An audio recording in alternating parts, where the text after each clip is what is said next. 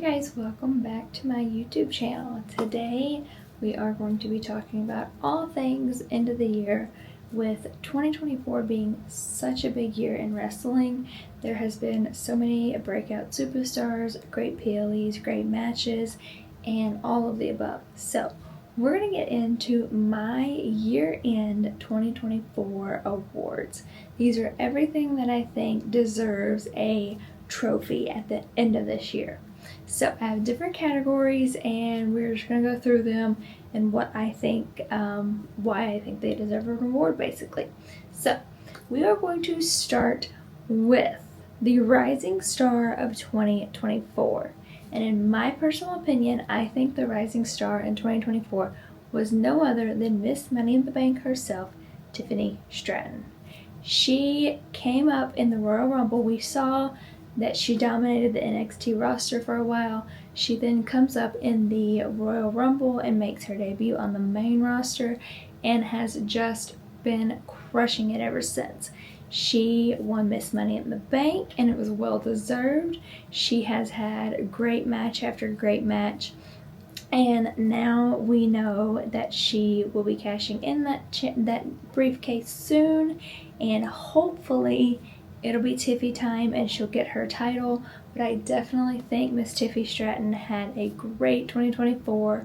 I'm super excited to hopefully see title Tiffy in 2025 and just see her continue to crush it and continue to grow. I think she is definitely one of the most promising female superstars on the roster, and I am very, very pumped and excited to just see the matches and the feuds that she will continue to have.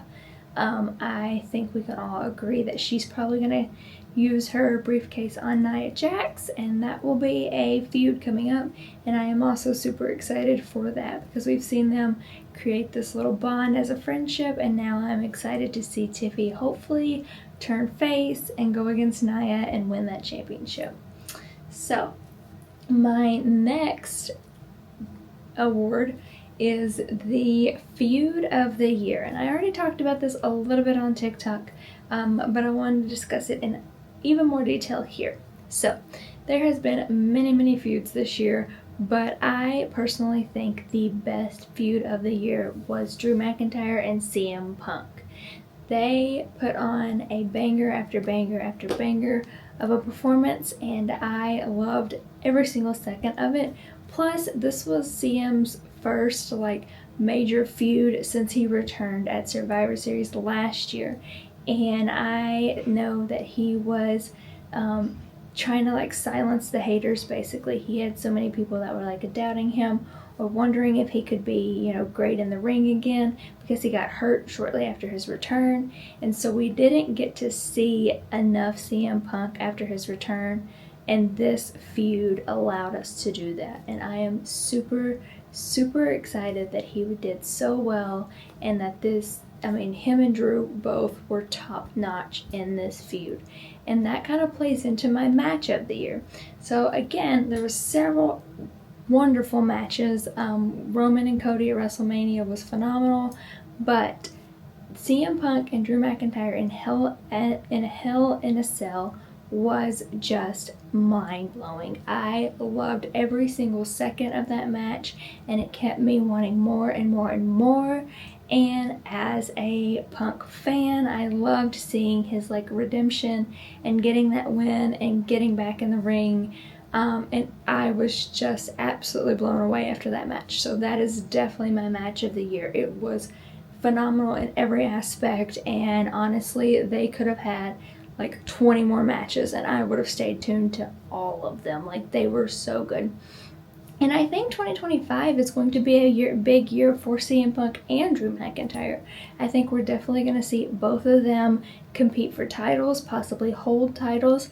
And I'm loving this little speculation that CM Punk may face Cody Rhodes at some point in time, because we saw him refer to the road to WrestleMania and he wanted to finish his story, which we know is what Cody trademarked last year. So I'm super excited to see both of them in 2025, and they definitely killed it in 2024 as well.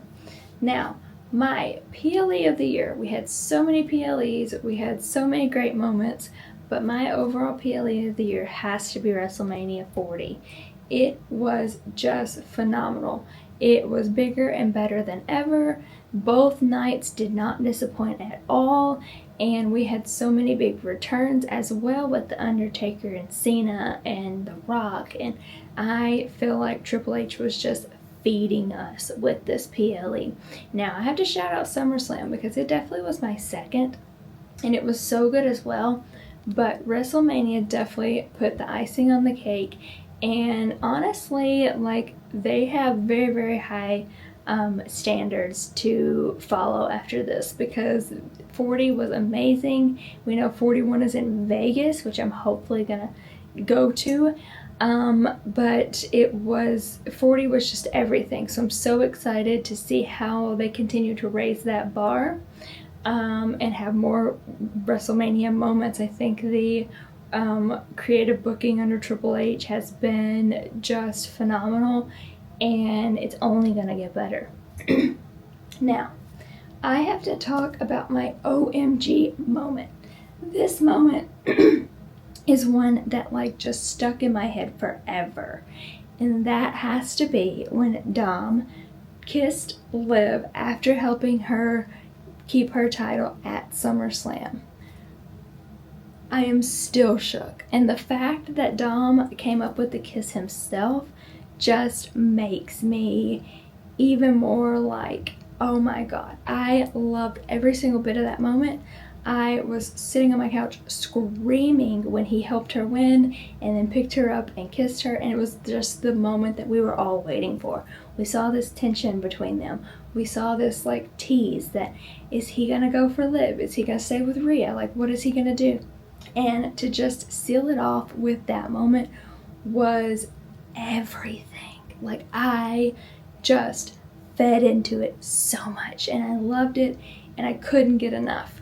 So that definitely is the moment in my opinion, and there was a lot, but that was the moment to me that just stuck in my mind. So let's talk best return of the year. So obviously we had a lot of returns. We had Naomi, we had Roman, we had so many people return, but my best has to be Roman. Like, Roman returning at SummerSlam to confront Solo was and is an iconic return. And I feel like anything that Roman touches is going to be iconic. He just eludes confidence and aura, and I love everything about it. And I feel like no matter what he does, where he goes, what storyline he's in, Roman is going to bring that fire and that energy that we need, and I love every second of it, every single second of it. Now we go to my MVPs. So I'm going to do a women's MVP and a men's MVP, and that'll wrap up my awards, and then I'll tell you what I'm excited for 2025.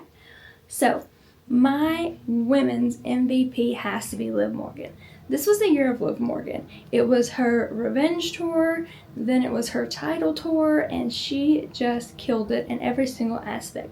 Love or hate her, what she did in 2024 was absolutely phenomenal. The storylines, the matches, the title reign, everything about Liv Morgan, starting from when she returned at Royal Rumble on, was just amazing. You could not help but to watch her this year. And I think in 2025, she's going to continue to dominate. She's going to continue to kill it, whether she has a title or not.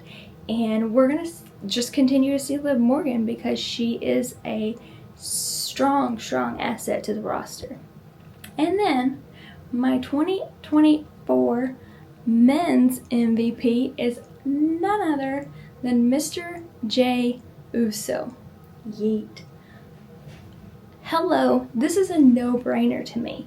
He went on his own, had a solo run, had a title, which he should have kept longer, but that's for another discussion, and sold out merchandise, sold out stadiums, had fans cheering, yeeting, chanting, everything. The man was literally on fire. It was the year of Jey Uso, and I am so excited to see how he continues to grow his career, to continue to develop, and hopefully he'll get another title shot for that belt that he actually deserves to hold longer. Because let's be honest, he could have took that over to the Bloodline with him. So 2024 was a crazy year in wrestling. There was so much good moments. There was so much that happened storyline wise. One thing that I am loving with wrestling these days is storylines always circling back. You see moments from 4 months ago that tied into the moment that's happening now, and I'm just loving that whole web of storytelling because I absolutely love storytelling. And I think 2025 is just going to continue to have that storytelling, that strong, dramatic aspect, as well as some fire matches. And I think some people that we could see have big years in 2025 is Drew McIntyre, like we already talked about, CM Punk, and I also don't want you to count out Io Sky because I think she's going to have a big year in 2025 because we've seen a lot of her recently. But with Raw going to Netflix and we getting 3-hour shows and other PLEs and Saturday night main events, who knows what we're going to be in store for. But I'm here all the way and I'm ready, and I hope you guys are too. But I want to know, let me know your thoughts on 2024. Who is your MVPs? Who is your feud of the year, your match of the year? Let me know all of those thoughts in the comments because I love interacting with you guys and knowing your thoughts and if you agree with me, disagree with me, and why, because this is a safe space for all of our wrestling opinions as long as they're respectful. But until then, subscribe to my channel, like and comment on this video, and I'll see you guys later.